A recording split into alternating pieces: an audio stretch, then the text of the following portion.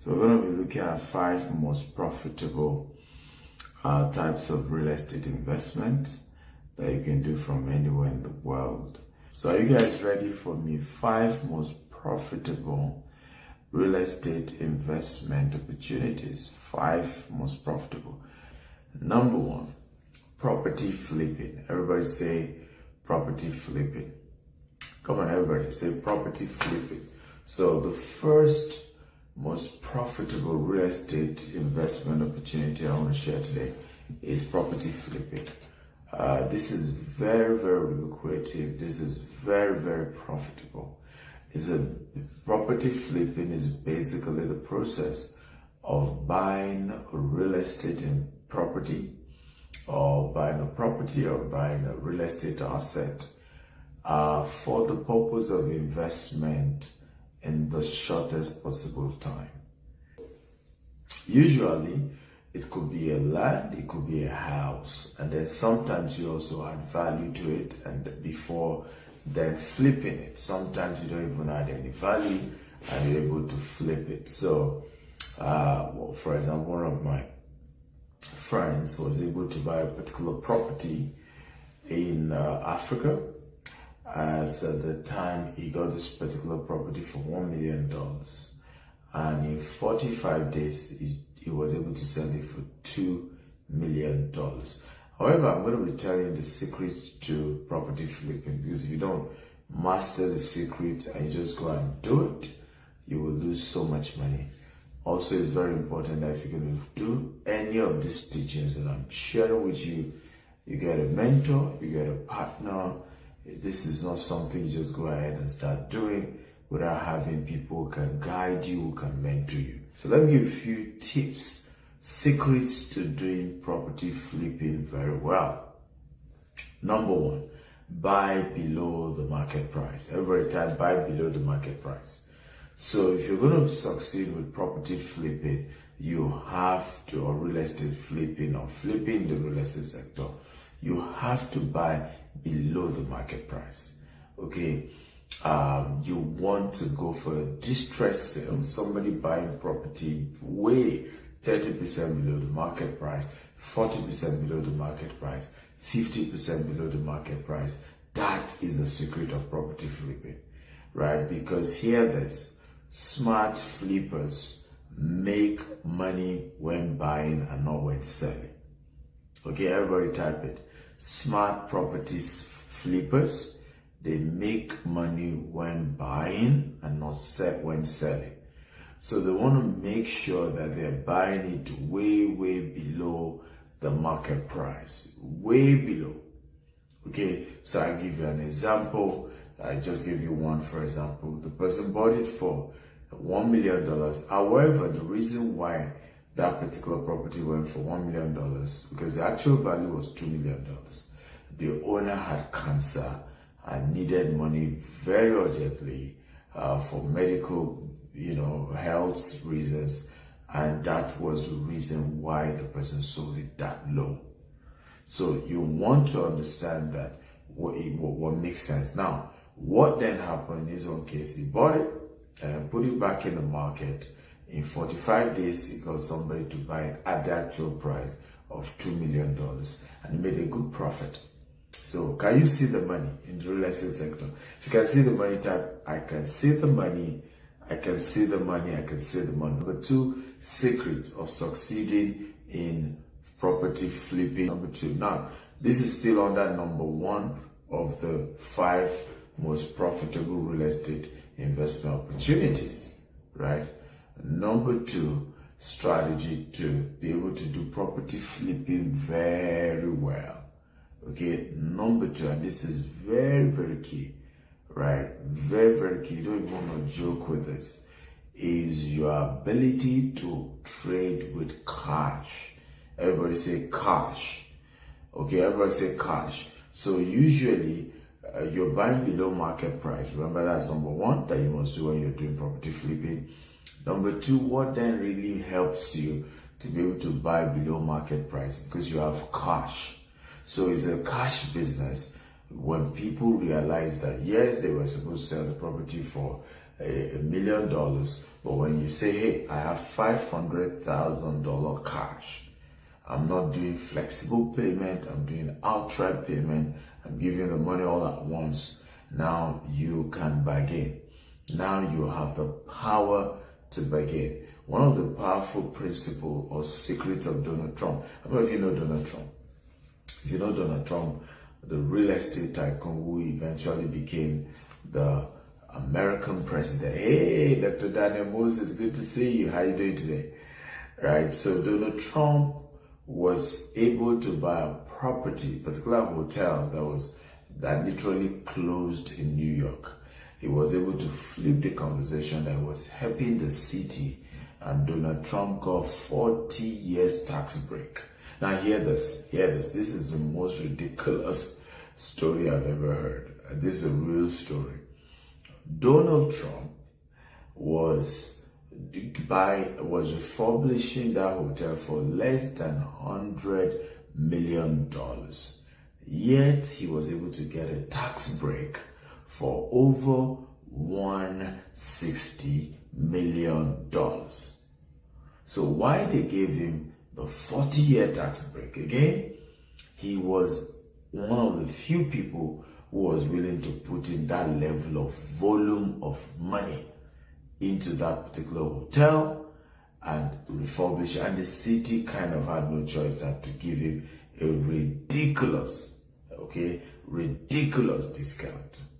So very, very important, guys. You want to leverage with cash. You want to have enough money, enough funds to be able to push down the price of the property that you're buying, to be able to negotiate it to pieces, because hey, I have outright money, I have liquidity, and the money is real, it's now, I can give it to you right away if you're going to go down on the price. So these are some of the secrets to being able to do property flipping very, very well. Number 3, and this is very, very important, and don't go into property flipping if you don't have this figured out.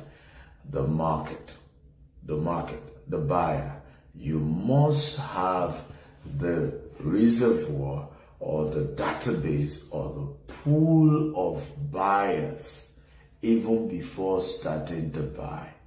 You must have them in your hand. People who can buy such property. Okay, and maybe they now want a flexible payment, which you may be open to, considering, and all you just want to do is probably, and I give an example, the property is worth $2 million. You bought it for $1 million. All you will do is to say, hey, I'm willing to sell it for $2 million, but I need your first initial payment to be $1.2 million. So what happens? You already have your $1 million you initially invested. You also have another $200,000 profit already, and you're giving the person maybe a year to pay the remaining $800,000, right? That may then be the reason somebody is willing to then buy it from you. But it's important to have had the pool of buyers. Hear this, because if you do not have how to sell it, you're just going to tie down liquid. You're just going to have $1 million just sitting down there and nobody's buying. And remember, the secret to being able to do flipping, which is number 4, is the ability to do as many deals as possible. So it's not really about the profit margin. When it comes to property flipping, number 4, not about the profit margin, but about the volume of transactions you can do. So I have $1 million. I'm able to get a property worth $2 million.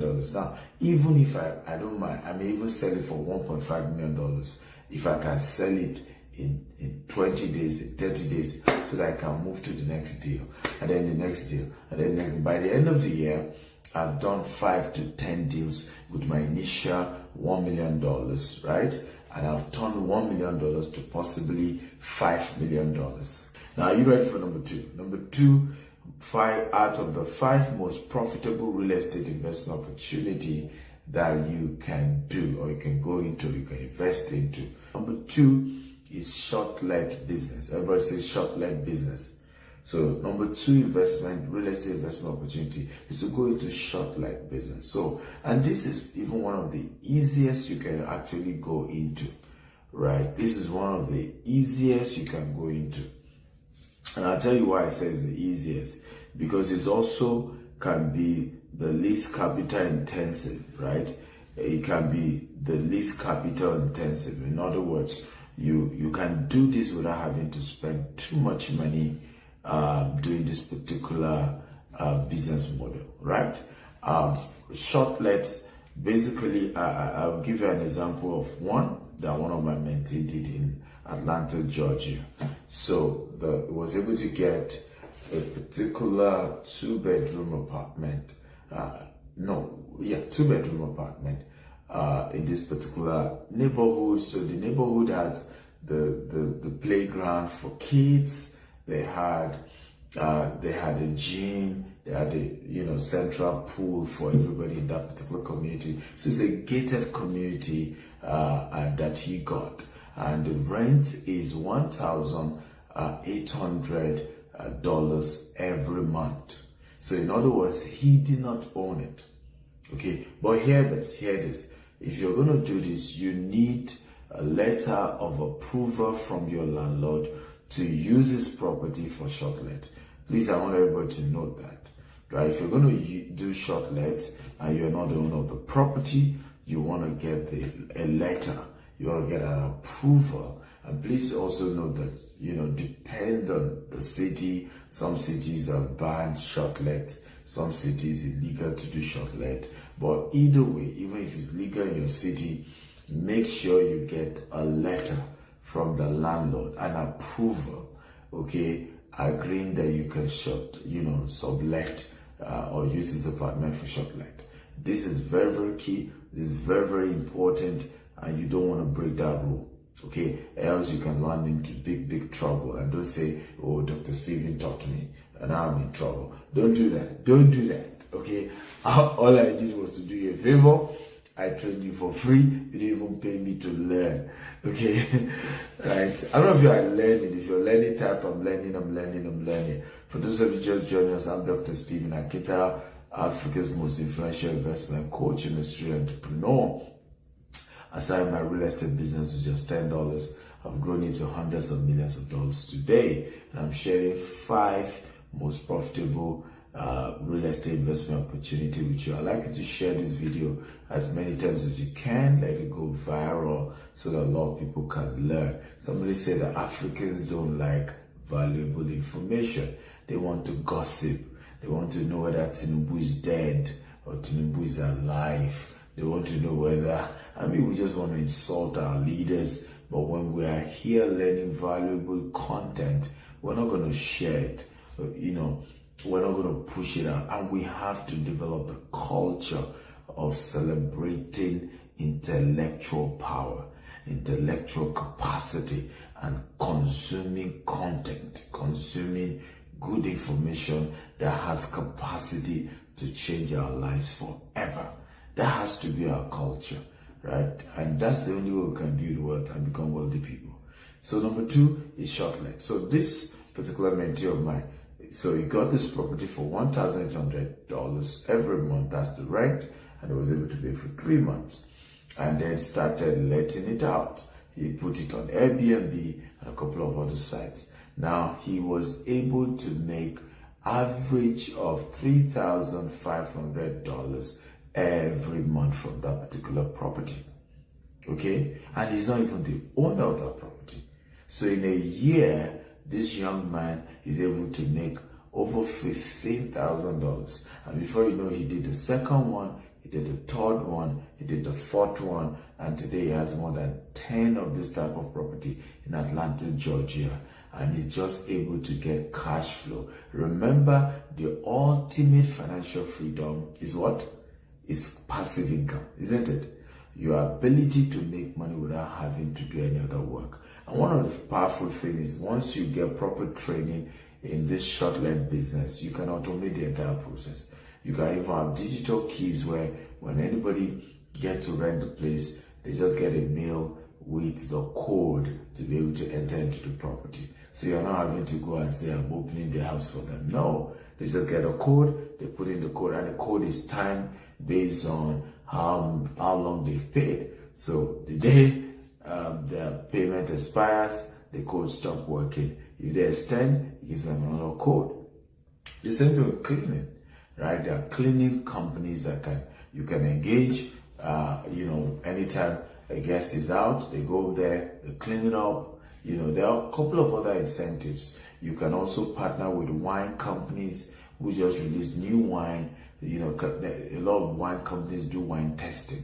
They're looking for people who they're just going to give the wine. And that's one of the strategies. I don't know if you know Obi Kubana. He started this Odogu bitters, and what has he been doing recent times? He goes to meet people and give them the Odogu bitters. What he's doing is testing. The more he pushed that out, the more people taste it, the more they get used to it, the more they begin to demand it.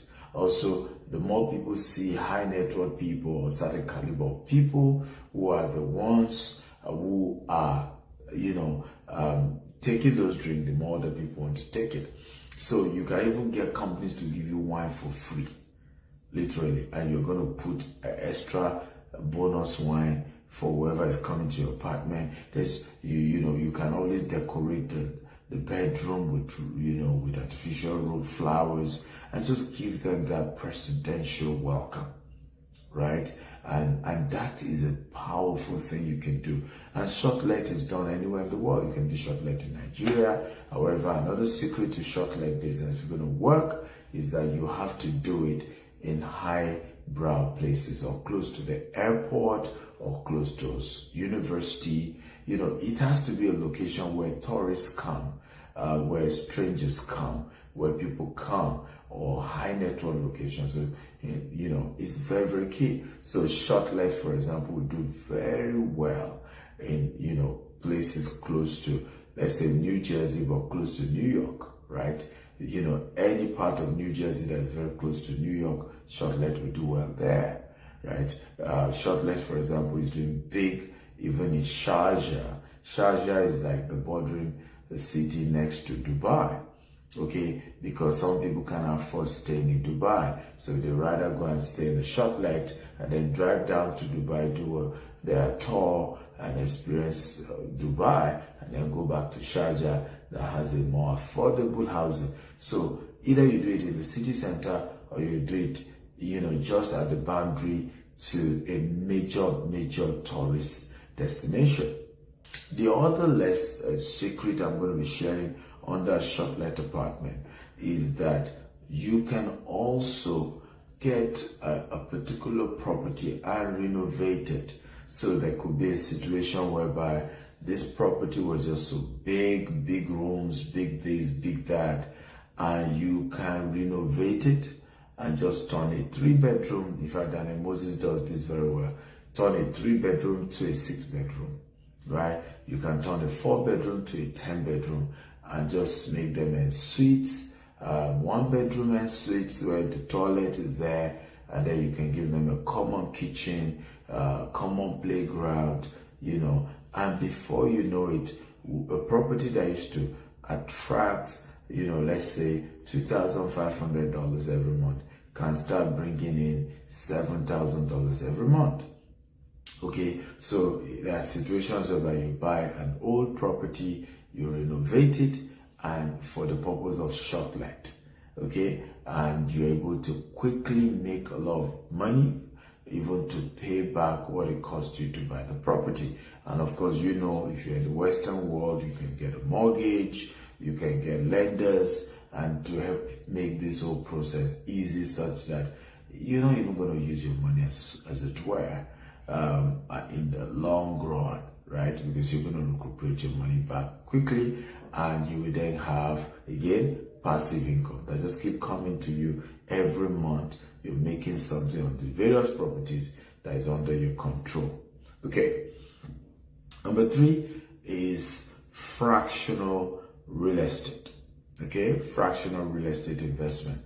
So we've seen situations where a lot of us might not have the resources to buy a property, right? We don't have the money to be able to buy, and rather than say, hey, oh, I can't do real estate business, okay, because I don't have money to buy a 2-bedroom, a 1-bedroom, I don't have money to buy a 3-bedroom, and so real estate business is not for me. No, you can own a fraction of a property, and whatever residual income is coming from that entire whole real estate, you get a fraction of it, right? And technology has become very helpful in this area.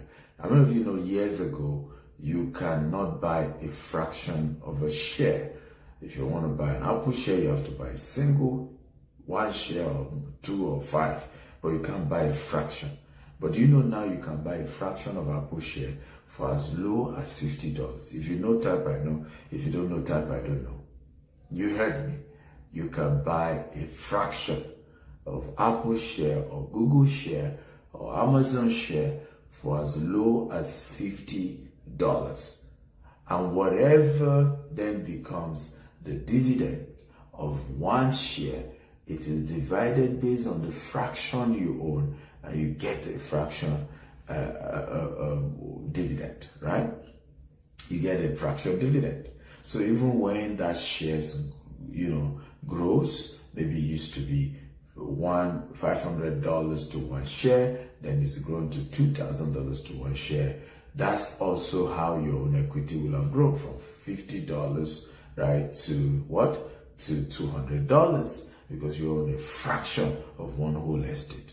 So right now you can also own a fraction of a house, and whatever revenue that house is generating, you are able to get a fraction of it. So even our company, GTEX Homes, will have a fractional investment program in dollars and in a local currency, in dirhams, in pounds, in naira, and you can own a fraction.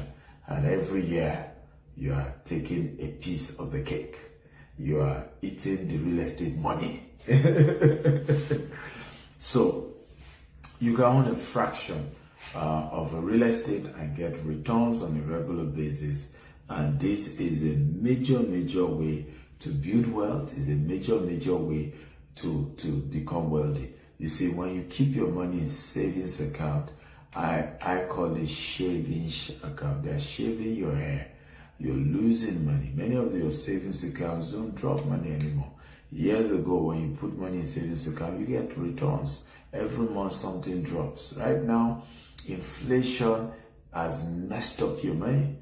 So some of you probably had $1 million in your bank account, right? What $1 million could buy January 2020, you probably will need $1.2 million to buy the same thing, even in America, even in Europe, even in the US. So I got somebody was sharing something about, he feels, that somebody bought real estate in Nigeria, and years later, the real estate is not working or something. Just had his own view about how the person put in $1 million after they sold that particular real estate. What came out of the real estate was about $800,000. I was talking about inflation. Inflation is all over the world. It didn't just happen in America. Inflation happened all over the world. So there's inflation globally, and money is losing power globally, globally. And so don't get into that mindset of, it was only those in Nigeria who lost money. No. So never keep your money in the bank. So buy to rent. So a lot of time we buy properties for the sake of we want to live in it. But there are concepts where you buy real estate specifically for the purpose of investment. You buy a house strictly to rent it out. You have no intention to live in the house. You will never even, as a matter of fact, live in the house. If for any reason you no longer can get money from renting the house, you prefer to sell it, right? And unfortunately, a lot of people don't even take advantage of this. Now, I want to ask you guys a question. Okay? I want to ask you guys a question, right? which is the best to do first? Okay, buying a house to live in, or you buy a house, okay, and you rent it out while you are still in a tenant apartment, okay, while you're still a tenant. So I'll answer your question again. Which is best for you to do? You buy your own house that you're going to be living in first, or you buy the house that you're going to be renting to people to generate cash flow while you might still be living in a rented apartment. Which is the best? I'm waiting for all of you to give me an answer. Promise has shared this video 23 times. Thank you, Promise. I love you and thank you, guys. All of you just joined us. I'm Dr. Stephen Akita, Africa's most influential investment coach and a serial entrepreneur. And I'm sharing 5 most profitable real estate investment opportunity that you can take advantage of. As you're joining us, kindly share this video across all social media platforms, on Facebook, on WhatsApp, on LinkedIn, across all platforms, and share. Let this video go viral. So somebody say he will buy a house to live in before buying the one that he's going to rent out. Okay? One says, so which one? The question I'm asking is that, which of the properties should you buy first? The house that you're going to live in, or the house that you're going to rent to other people, even though you're still a tenant, you already own houses, just that you decide to rent out the house that you own, and you are still a tenant somewhere. So which one is better? So Ludari Abraham said, buying a house to rent out to generate cash while I remain a tenant, even as a neighbor in my own house. But some people will tell you that doesn't make any sense. I will buy to rent it while I live as a tenant. So those who said they are going to, buy a house and they're going to rent it out and continue to live as a tenant are correct, because the house you buy and you live in is not an asset, it's a liability. When you own a house, there's a lot of, bills on it. In some countries, you even pay tax on the house, right? You have other bills like maintenance. You have a lot of maintenance costs that also come to you because you own the house. A lot of bills you can transfer to the tenant, okay? So it's usually wiser that the first set of houses you're going to own, you are owning them for the purpose of cash flow. And you need to know this, because the house you're going to live in is going to be built differently from the house you intend to rent out. The locations are going to be different. The factors are going to be different. So you need to know from day one whether you're going to first get a house for purpose of investment, for purpose of renting it out and creating cash flow, or you want to first build your own house to impress everybody, build your massive house in the village, let everybody know that you have arrived. These are some poverty cultures that a lot of us have done, and it has kept us from building lasting wealth. It's always wise to, I want to ask you another question, right? Is mortgage an asset or a liability? Okay, come on, I want quick answers. Is mortgage an asset or a liability? Take a mortgage, right? You get a house on mortgage, right? And you are living in your house. Is it an asset or a liability, right? I mean, you got this house, you decide to live in it, you only drop 20%, you're able to get a mortgage, a lender gave you 80%, and you have 30 years to pay, right? That decision, is it an asset or a liability? So Samuel says it's a liability, Abraham says an asset, right? Owunda says liability. So those of you who say liability, why is it a liability? Because people need to know why, right? A lot of times people don't even know exactly why things are done the way they are done, okay? And you must know, because if you don't know, you will keep making mistakes, and you must know. So a mortgage is a liability, okay? Yes, it is. Why? Because that house is not going to generate more money. Nope, nope. And guess what? Your lender will take their charges even before taking money for, when you start paying the mortgage, right? The first set of money they're deducting is not towards the mortgage. It's just the lender's charges, bank charges and all of that. So many of you don't know that the first, sometimes 2 years, sometimes 3 years of all sometimes 5 years, the first payment you're making for the first 2 to 5 years is not even towards the mortgage.